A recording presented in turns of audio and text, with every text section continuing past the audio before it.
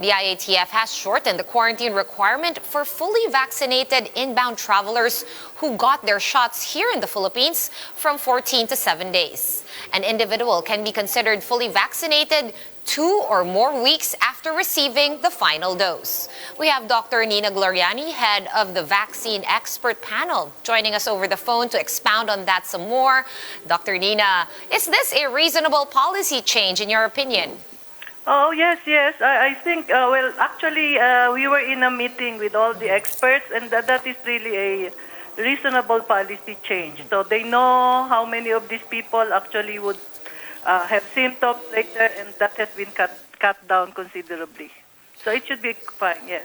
All right. Dr. Nina, we were hoping that you could shed some light on the reason why this policy change does not cover those who were not inoculated here in the Philippines. So if you did not get your shots here in the Philippines, you're not part of this exemption. What is the rationale behind the difference? Well, yeah, I'm so sorry. I could not really talk much about that. I mean, these are people who were immunized abroad, or not Filipinos, you mean?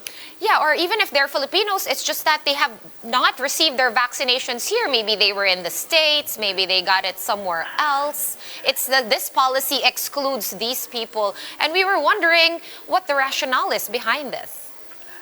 Well, no, I cannot really talk much about that because that was not even discussed in our meeting. But maybe they will be coming up with such guidelines soon. May I just say that yes. much? Sorry. That's all right, Dr. Gloriani. That is fair enough. Look, let's move on to another question then. Yes. Since the quarantine period for vaccinated or fully vaccinated individuals has already been shortened to 7 days, should we then expect that moving forward, quarantines will be scrapped altogether? Is this even a distinct possibility?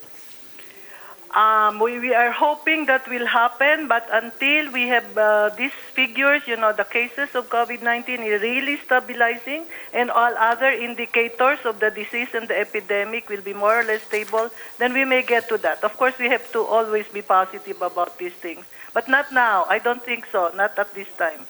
All right, so not in the near future. Now, on a slightly related issue, the DOH also said around 9% of vaccinated individuals have deferred their second doses. That's around 9% of those that have received their first shots.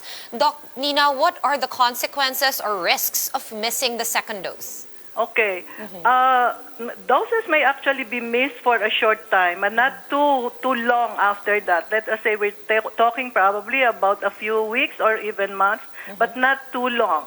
So, all of these vaccines that were tested had only some antibodies that these people produce, and that would be boosted by a second dose.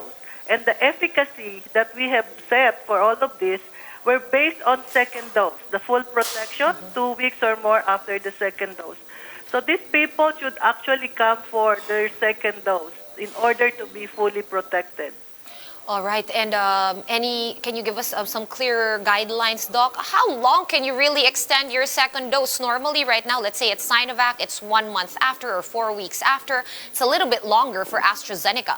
But how much room can we give this? How much allowance can we give delaying the second jab? Yeah, exactly. Yes. For other vaccines, we have more data, no? Like for hepatitis B, it's possible to actually delay.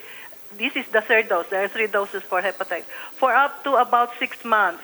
But for these vaccines, they all have been optimized using different time periods, no? So, but maybe we will be good at 3 months to less than 6 months. I would say that.